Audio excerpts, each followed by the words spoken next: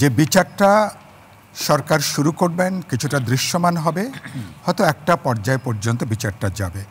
2 বছর, 5 বছর, এমনকি 10 বছরও বিচারের প্রক্রিয়া সম্পন্ন করতে এটা প্রয়োজন হবে। তাহলে এটা কোনো যুক্তির কোনো বক্তব্য না, এটা একটা মাঠের বক্তব্য। এটা একটা মাঠের কেন বলে এটা আপনারা জানেন। সংস্কারের কথা সংস্কার সম্পন্ন না হওয়া পর্যন্ত, হ্যাঁ, এটা একটা গুরুত্বপূর্ণ আলোচনা। অনেকগুলো ব্যাপারে এই যে 166টা, প্রায় দেখা যাবে যে 140-45টার উপরে দলগুলো একমত হয়েছে। যেগুলোর সাথে নির্বাচন বা আগামী পার্লামেন্টে যুক্ত না, সেসব ব্যাপারে আপনি প্রশাসনিক অর্ডারে অথবা সেখানে অধ্যাদেশ জারি করে ইতিমধ্যে সরকার বেশ কিছু উদ্যোগ নিয়েছে, বাকিটাও কিন্তু নেওয়ার সুযোগটা আছে। তাহলে এটার সাথে কিন্তু নির্বাচন প্রত্যক্ষভাবে সম্পর্কিত না। বাকি আমরা আলোচনা করছি। এখন যে আলোচনাটা, আমরা একটা জুলাই সমঝোতা সনদ স্বাক্ষর করব, সেখানেও কিছু প্রশ্নে আমাদের ভিন্নমত থাকবে, নোট অফ ডিসেন্ট থাকবে।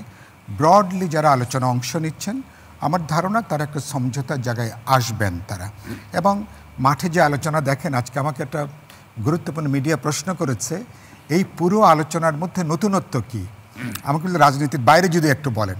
আমি বললাম নতুনত্ব হচ্ছে এটা, বাংলাদেশে এই রাজনৈতিক সংস্কৃতিটা ছিল না। ধরুন আওয়ামী লীগ এবং আওয়ামী লীগের বন্ধুরা এখন নাই, রাজনৈতিক মাঠে নাই, কিন্তু বাকি যারা আছেন তাদের মধ্যে কোনো সামাজিক সম্পর্ক ছিল না, দেখাদেখি সম্পর্ক ছিল না।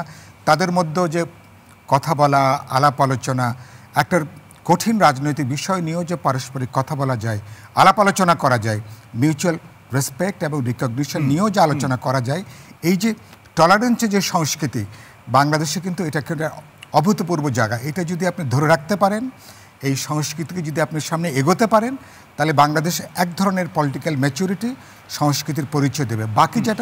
বাকি চ্যালেঞ্জের প্রশ্ন হলো ল এনফোর্সিং এজেন্সির একটা বড় ধরনের চ্যালেঞ্জের জায়গা আছে। সেখানে আমি মনে করি সরকার যদি এখন থেকেই তাদের যে সময়টা আছে, তারা যদি পেশাদারিভাবে তারা উদ্যোগটা নেন, আমার বেসামরিক প্রশাসন, ল এনফোর্সিং এজেন্সিজ, গোয়েন্দা সংস্থাগুলো, তাদেরকে তারা যদি নির্বাচনের ব্যাপারে পরিষ্কার ডিরেকশন সেট করতে পারেন, 1, 2, 3 করে, this are the task, this is to be done.